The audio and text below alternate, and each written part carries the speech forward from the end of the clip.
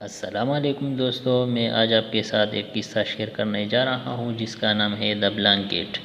دا blanket first year English کی کتاب unit number 3 پر ہے، جو کہ اس کے مصنف کا نام فلوئڈ ڈیل ہے۔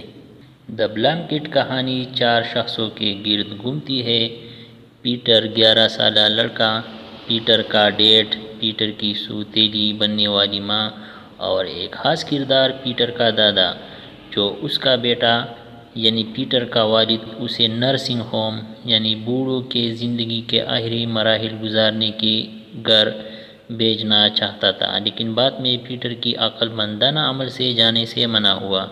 آئیے کہانی شروع کرتے ہیں۔ مصنف کہتا ہے کہ یہ ستمبر کی ایک خوشگوار رات تھی۔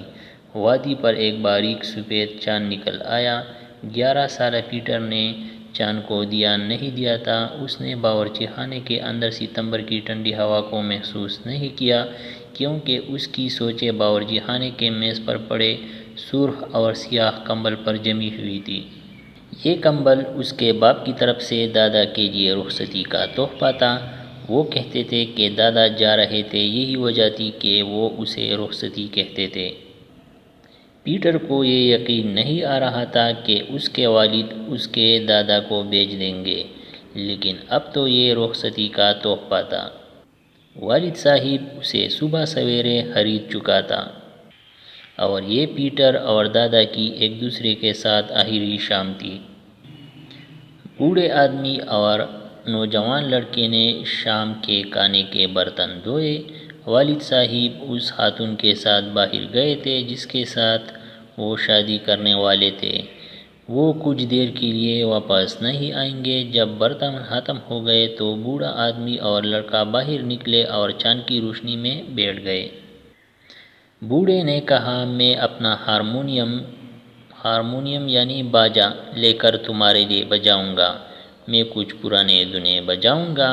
لیکن وہ ہارمونیم کی بجائے کمبل لے کر آئے۔ یہ ایک دوہرا کمبل تھا۔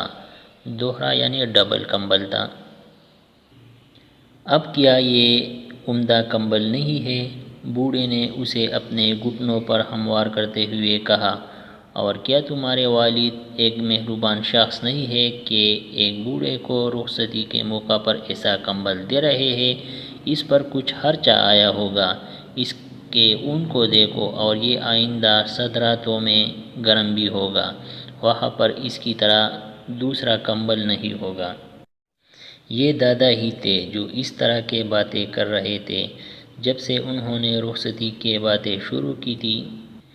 دادا نے کہا، دیکھو، ایک گرم گھر اور دوستوں کو چھوڑ کر اس عمارت میں چلے جانا، ایک سرکاری جگہ جہاں پر وہ دوسرے بوڑھوں کے ساتھ ہوں گے، جن کے پاس ہر ایک چیز کی سہولت ہوگی۔ لیکن پیٹر کو در حقیقت یہ یقین نہیں تھا کہ والد صاحب ایسا کریں گے، یہاں تک کہ وہ اس رات یہ کمبل گھر لے آئے۔ اور ہاں، یہ بہترین کمبل ہے، پیٹر نے کہا۔ وہ اٹھ کر گھر کی طرف چلا گیا۔ وہ چیخنے والا نہیں تھا، وہ ایسا کرنے کی عمر کا نہیں تھا، وہ صرف دادا کا ہارمونیم لانے کے لیے اندر گیا تھا۔ جب دادا نے ہارمونیم لیا تو کمبل فرش پر گر گیا۔ یہ ان کے لیے آخری رات تھی کہ وہ اکٹھے تھے۔ دادا اور لڑکے دونوں کے پاس بولنے کے لیے ایک لفظ بھی نہیں تھا۔ دادا نے چند دھنیں بجائی اور پھر کہا، تم اس کو یاد رکھو گے۔ پتلا چاند آسمان پر اوپر چڑھ آیا تھا اور نیچے وادی میں ہوا آہستہ آہستہ چل رہی تھی۔ آخری بار پیٹر نے سوچا کہ وہ دادا کو دوبارہ نہیں سن سکے گا۔ وہ دادا کے جانے کے بعد یہاں خوشگوار شاموں میں سفید چاند کی روشنی میں بیٹھنا نہیں چاہتا تھا۔ موسیقی ختم ہو گئی اور دونوں چند منٹ کے لیے خاموشی سے بیٹھے رہے۔ دادا نے کہا، یہاں کچھ خوشی کی بات بھی ہے۔ والد صاحب یعنی پیٹر کا والد اس لڑکی سے شادی کریں گے۔ پیٹر نے کہا، ہاں، وہ لڑکی جس نے میرا بوسہ لیا تھا اور کہا تھا کہ بس وہ میری ایک اچھی ماں بننے کی کوشش کرے گی۔ دادا نے کہا، اور پھر وہ ایک اچھی لڑکی ہے جس سے تمہارے والد شادی کرنے والے ہیں۔ وہ اس خوبصورت بیوی کے ساتھ خود کو جوان محسوس کریں گے، اور مجھ جیسا بوڑھا آدمی یہاں اس گھر میں کیا کرے گا راستے کی رکاوٹ بن کر؟ ایک بوڑھا احمق شخص جو صرف کمر کے دردوں اور تکالیف کے باتیں کرتا رہے گا۔ اور پھر بچے آئیں گے اور میں نہیں چاہتا کہ ساری رات ان کے چیخنے کی آوازیں سنوں۔ نہیں، دادا نے کہا، نہیں، بہتر یہ ہے کہ میں چلا جاؤں۔ اچھا، مزید ایک یا دو دنیں اور پھر ہم جا کر بستر پر کچھ آرام کریں گے۔ صبح میں اپنا نیا کمبل لے کر یہاں سے رخصت ہو جاؤں گا۔ یہ دن سنو، دادا نے کہا، یہ ایک غمگین دن ہے لیکن اس طرح کی رات کے لیے بہترین ہے۔ انہوں نے سڑک کی طرف آتے ہوئے دونوں افراد کی آواز نہیں سنی۔ والد اور خوبصورت لڑکی جس کا چہرہ گڑیا کی طرح چمک رہا تھا، لیکن انہوں نے لڑکی کو ہنستے ہوئے سنا اور دادا جان نے اچانک دھن بند کی۔ اور اسی طرح پیٹر کا والد اور اس کے ہونے والی بیوی دادا جان کے قریب آئے۔ والد نے ایک لفظ بھی نہ کہا، لیکن لڑکی دادا کے پاس آئی اور نہایت اچھے انداز سے کہا، میں آپ کو صبح سویرے نہ دیکھ سکوں گی، اس لیے میں آپ کو خدا حافظ کہنے آئی ہوں۔ دادا نے کہا، یہ آپ کی مہربانی ہے۔ دادا جی فرش کی طرف دیکھتے ہوئے اور پھر نیچے پیروں پر کمبل کو دیکھا اور اسے اٹھانے کے لیے جھکا اور کہا، کیا تم اسے دیکھو گے؟ اس نے بچوں جیسی آواز میں کہا، کیا یہ ایک بہترین کمبل نہیں ہے جو میرے بیٹے نے مجھے رخصتی کے موقع پر دیا ہے؟ لڑکی نے کہا، ہاں، یہ ایک بہترین کمبل ہے۔ اس نے اس کے اون کو دوبارہ چھو کر دیکھا اور کہا، یقیناً ایک بہترین کمبل ہے۔ وہ والد کی طرف مڑی اور آہستہ سے کہا، اس پر کافی خرچہ بھی آیا ہوگا۔ ڈیڈ نے اپنا گلا صاف کرتے ہوئے کہا، میں اسے اس سے بھی اچھا دینا چاہتا تھا۔ لڑکی وہاں پر کھڑی تھی اور اب بھی کمبل کی طرف دیکھ رہی تھی۔ یہ کمبل دوہرا بھی ہے۔ ہاں، دادا جان نے کہا، یہ دوہرا ہے اور ایک بوڑھے کی رخصتی کے لیے ایک بہترین کمبل ہے۔ پیٹر اچانک گھر کے اندر چلا گیا۔ وہ اب بھی لڑکی کو مہنگے کمبل کے متعلق باتیں کرتے ہوئے سن رہا تھا۔ اس نے سنا کہ والد صاحب آہستہ آہستہ غصہ ہو رہے تھے اور اب وہ لڑکی رخصت ہو رہی تھی۔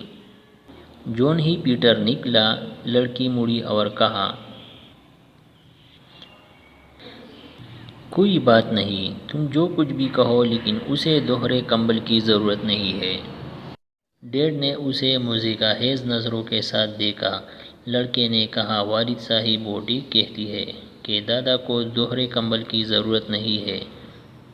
لو ڈیڈ، اس نے کینچی پکڑواتے ہوئے کہا، ڈیڈ اسے کاٹ دیجئے، کمبل کو دو حصوں میں کاٹ دیجئے۔